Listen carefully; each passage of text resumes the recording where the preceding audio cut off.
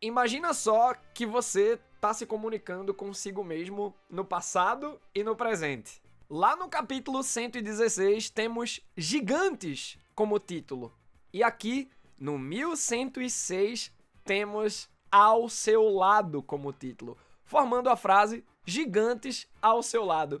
Não tem como, Oda é gênio. E sabe o que não tem como também? Não tem como perder a leitura dublada ao vivo, exclusiva dos apoiadores, e o VOD antecipado em uma semana, também para quem tá no Apoia-se. São só 5 reais e tu ganha todo o conteúdo em pé de igualdade com quem paga 10, 50, 100. A ideia é você apoiar como puder nessa minha nova fase mais intimista, focada no Apoia-se e liberar mais conteúdos para todos. E depois de uma capinha maravilhosa com Robin e um jacaré usando a marca Lacosta, temos um dos capítulos mais épicos de 2024 e olhe que o ano só tá começando. Obrigado, Oda! Por começar o capítulo já mostrando que a ajuda já tá na área. E se liga numa coisa, o pessoal desse navio misterioso no começo do capítulo, né? Esse pessoal que veio ajudar vai falando sobre os jornais. Ah, tá acontecendo que nem foi noticiado. Guardem essa informação, porque a gente vai puxar ela e debater sobre ela no final do vídeo. Depois de comer um botijão de comida, Luffy faz a digestão instantaneamente. É impressionante. E aqui tá algo bem legal da gente analisar em questão de parâmetro de poder, focando especificamente no Luffy. O Luffy sempre recobrou as suas forças ao comer, mas pra mim isso era uma simples brincadeira, um xiste do Eiichiro Oda.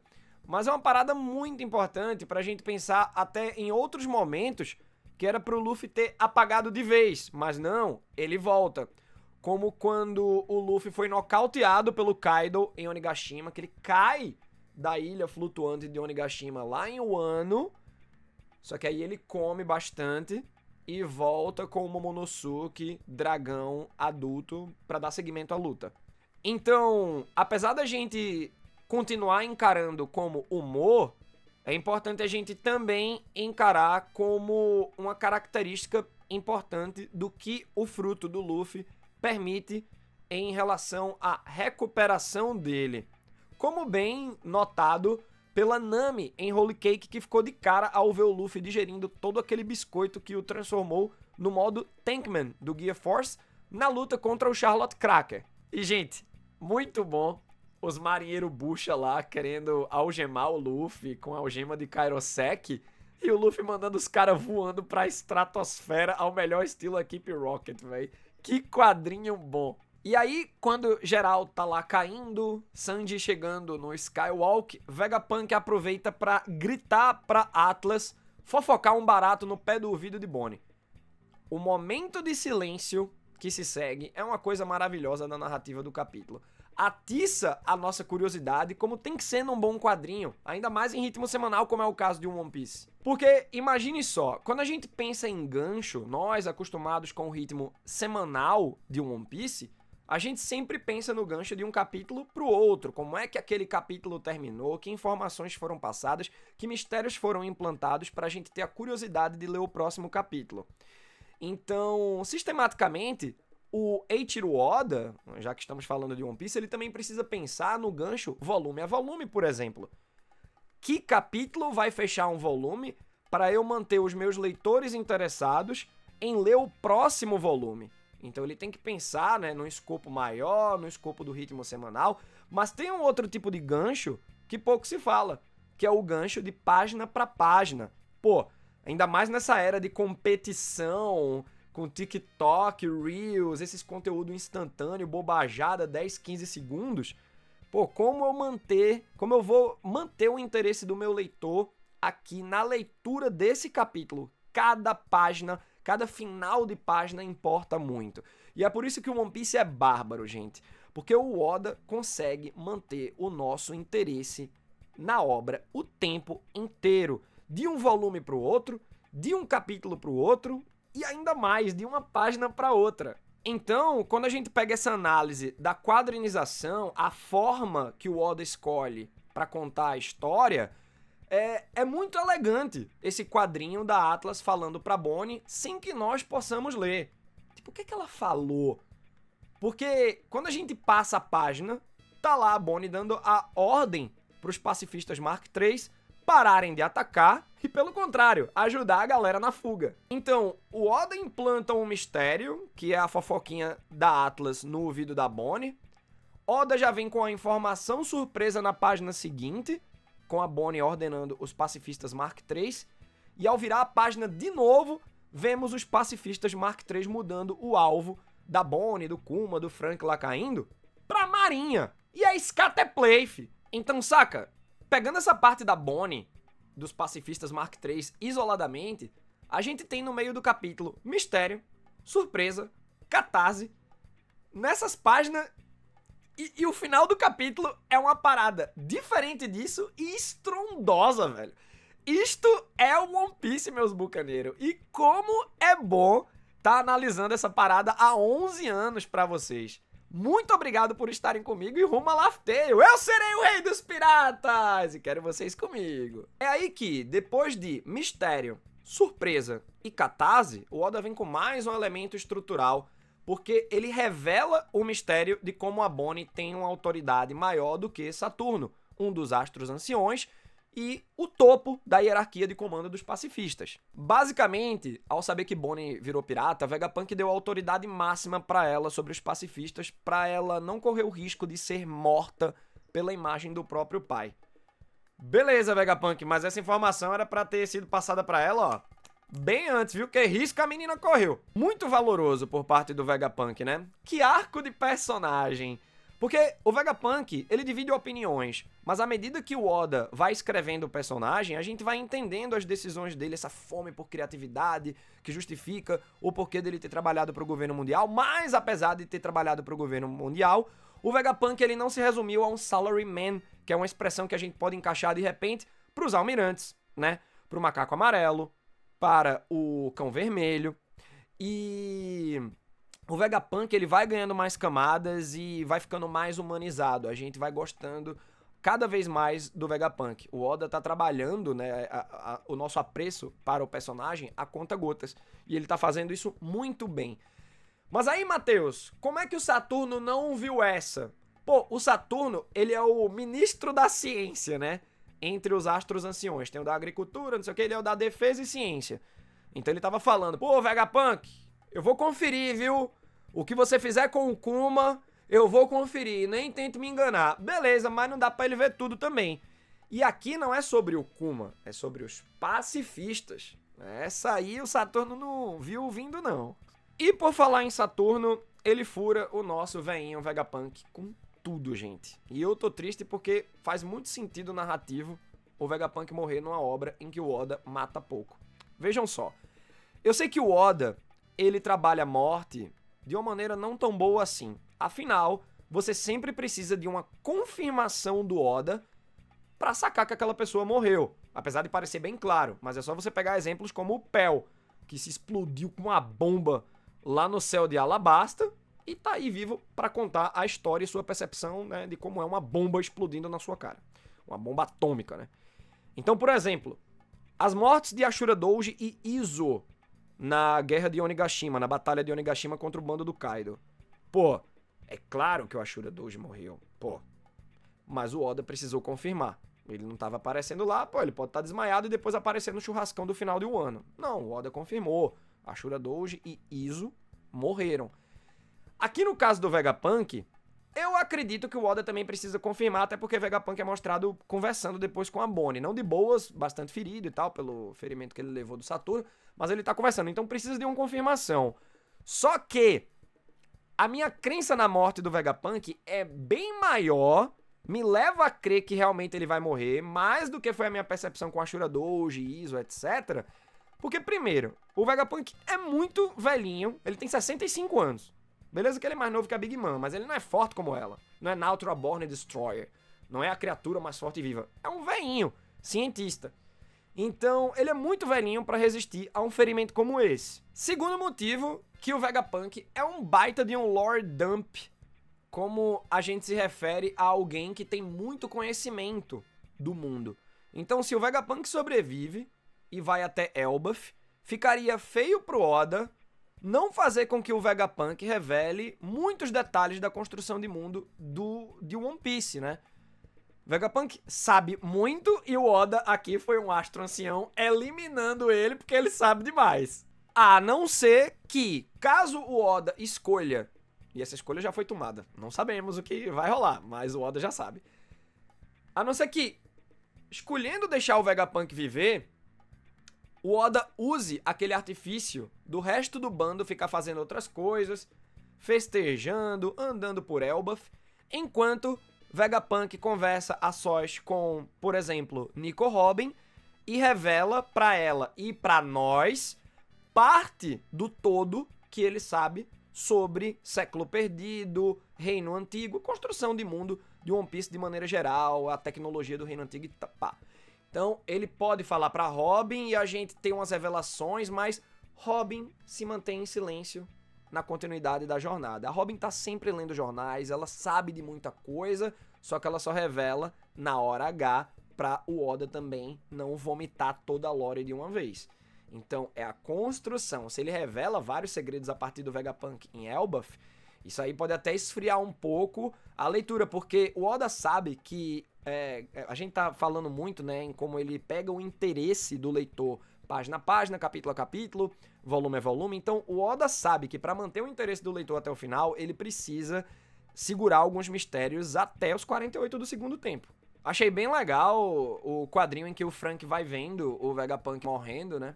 E ele desesperado, né? Pô, o Vegapunk é o ídolo dele. E o Saturno ordena que o macaco amarelo mate todo mundo. E haja rápido. E aí você vê, né? O Kizaru vai com os lasers da joia curvada de 8 Shakus. Ele não nomeia o golpe, mas pelo visual é esse. E todo mundo sofre com os cortes. Inclusive o Sanji. O Sanji que não tá caindo, né? Ele poderia ter feito algo mais ali. Mas é um ataque surpresa. O macaco amarelo é muito rápido. E tancando de igual para igual um almirante, acredito que só o Luffy no modo Guia 5. E aí, o Kizaru, após a joia curvada de 8 Shakus, sem pena, já vai com a espada. Mas eis que chega o nosso imperador, Luffy Nika, o Deus Sol. E os tambores da libertação vão tocando e o Luffy transforma o chão de Egghead em borracha. Ele já tinha feito isso em Onigashima, na batalha contra o Kaido. E todo mundo cai no fofinho, que nem na época da produção. Pegou fofinho.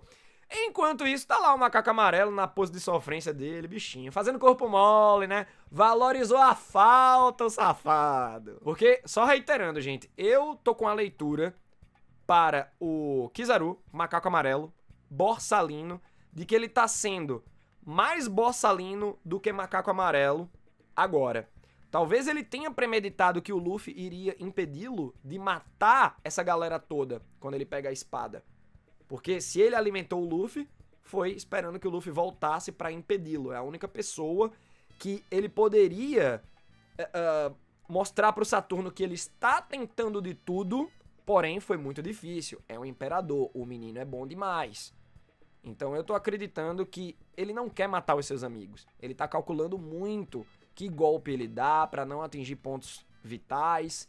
Eu acredito que isso ainda vai ser revelado. É uma leitura muito sutil que a gente está fazendo aqui, mas uma leitura muito importante de ser levantada para o debate do Borsalino versus Macaco Amarelo, Borsalino versus Kizaru, o humano por trás da máquina almirante que serve ao governo mundial. Vemos mais uma vez o robozão colossal que está no subsolo de Egghead se mexendo no ritmo dos tambores da libertação.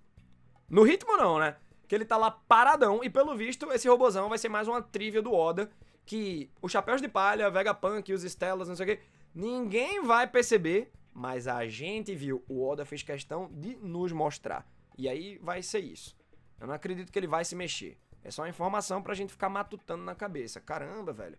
Quer dizer que o fruto do humano lendário modelo Nika ativa o robô, que é uma tecnologia do Reino Antigo, de antes do Século Perdido. A gente descobriu em Egghead que One Piece é uma distopia futurista, né? Que o futuro tá lá atrás, há 800 anos, e o governo mundial transformou tudo numa idade das trevas para poder controlar a galera.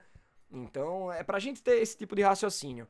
Mas A galera vê isso acontecendo do Luffy com os tambores da libertação, comandando o robô, sei lá, ou pelo menos conseguindo se comunicar com o robô. Eu acho que isso aí vai ser pra bem depois. E nisso, Bonnie começa a encaixar as peças do quebra-cabeça, ela começa a perceber, e Vegapunk revela que Luffy é Nika, o mesmo Luffy que chamou a atenção de Kuma, que por sua vez estava em busca do Deus Sol.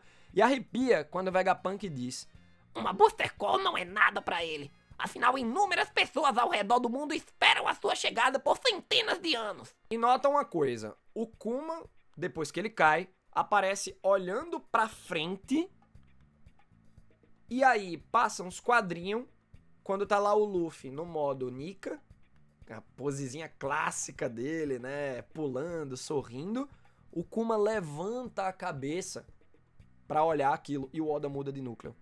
Você vê? Esse é um gancho para o próximo capítulo, não é só um gancho para a próxima página. É um gancho para o próximo capítulo, afinal não teve a conclusão do que o Kuma sentiu ao olhar pro Luffy.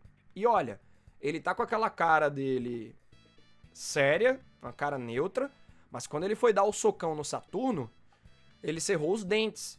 Então você vê um pouco de raiva ali no Kuma.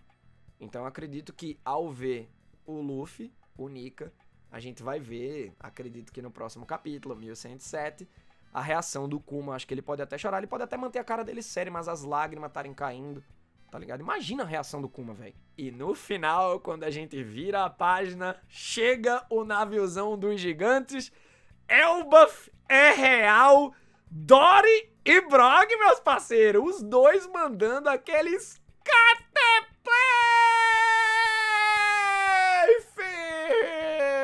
na marinha. Deixa eu me recompor aqui. Agora vamos debater essa chegada dos gigantes, que foi uma das nossas hipóteses. Não era a hipótese mais forte, confesso, e também confesso que eu fiz uma análise equivocada quando eu cogitei a chegada dos gigantes. Porque, apesar da gente ter meio que acertado, é isso, a gente meio que acertou, mas não acertou totalmente. Porque eu falei que os gigantes de Elbaf poderiam vir, mas eu falei que eles seriam liderados pelo Jaguar de Saulo. Porém, eu deveria ter pensado melhor que, apesar de ter sido da Marinha, como vimos no flashback da Nico Robin ali, por volta do capítulo 390 e 395 e tal, o Soul, ou Saulo, disse que nem todo gigante é um bárbaro. Ele não se identifica tanto com esse lado guerreiro dos gigantes.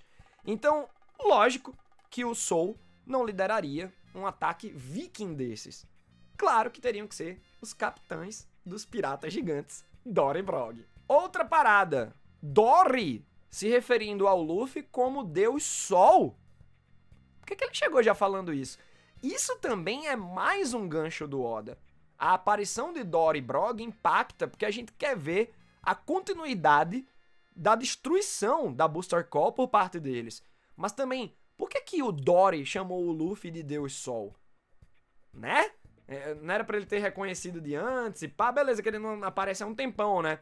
Mas se ele vem com essa informação, é porque ele viu no cartaz de procurado. Gente, eu acho que é outra coisa.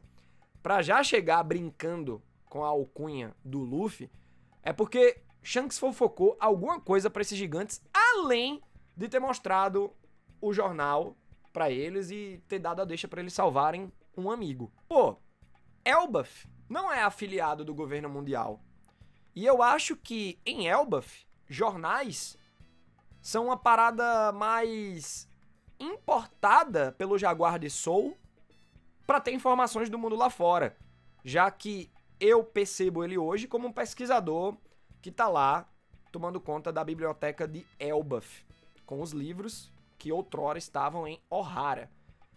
Porque os gigantes bárbaros, creio, nem devem ler jornal, mas o Shanks, sim. E como ele tava em Elbaf e é brother dos gigantes, então tá aí, né, como Dory e Brog descobriram sobre o incidente de Egghead. Shanks falou pra eles. E é muito louco a gente também perceber que Dory e Brog mandaram Hakuku no Victoria Punk, dizimando de vez o bando do Kid, e com Luffy eles chegam pra ajudar. Vê que da hora essa diferença, né? O Luffy cativa, mas acima de tudo, ele cativa as pessoas certas. Os corações que pensam parecidos ressoam, e tá aí o resultado do Luffy ter tido tanta atitude lá em Little Garden. Mas não se resume só a Little Garden, essa parada com os gigantes. Em Enies Lobby tivemos todo o drama de Oimo e Kashi, que estavam acreditando que se eles servissem para a marinha durante tantos anos, eles iriam libertar Dory e Brog, que tinham sido presos. Mentira! E aí, quando o Sop conta a verdade pra eles, eles passam a combater o governo ao lado dos Chapéus de Palha. Hairudin em Dressrosa também, que conheceu o Luffy ali no Corrida Colossal e o Coliseu Corrida, né? E depois foi lutando ao lado dele, viu o que o bando do Luffy, pelo menos aquela parte que ficou em Dressrosa, como eles atuaram, como eles agiram contra o bando do Doflamingo, né? Os piratas Don Quixote. Cativou o Hairudin também, ao ponto dele fazer parte da grande frota dos Chapéus de Palha e também recrutarem outros gigantes, né? Então imagina, Hairudin, Oimo e Kashi, Dory e Brog devem ter, ó, sentado numa fogueira ainda mais em Elbaf, devem ter compartilhado todas essas informações, né? Então, aquele respeito que o Dory e Brog já tinham lá desde Little Garden pelo bando do Luffy, pelo Luffy em si, só foi aumentando. Vê que coisa linda. Olha, eu te espero no Apoia-se pra você ver todos esses vídeos antecipados e vocês se ligaram que quem deixou pra ver depois perdeu uma baita discussão da gente especulando quem foi que chegou. Porque o vídeo, eu sei que o vídeo tá sendo lançado quando a gente já sabe da resposta, mas é por isso que é maravilhoso viver o One Piece no calor do momento. Venha pra esse modo mais intimista. O VOD chega antecipado em uma semana, no dia que sai o capítulo, e você ainda de maneira exclusiva, totalmente exclusiva, vê a live da leitura dublada do capítulo, e eu ainda abro um tempo pra gente debater o capítulo no calor do momento. A gente tá vivendo o One Piece em seu potencial máximo, da maneira mais completa, e eu espero você pra viver essa jornada comigo e com o nosso bando. Beijos!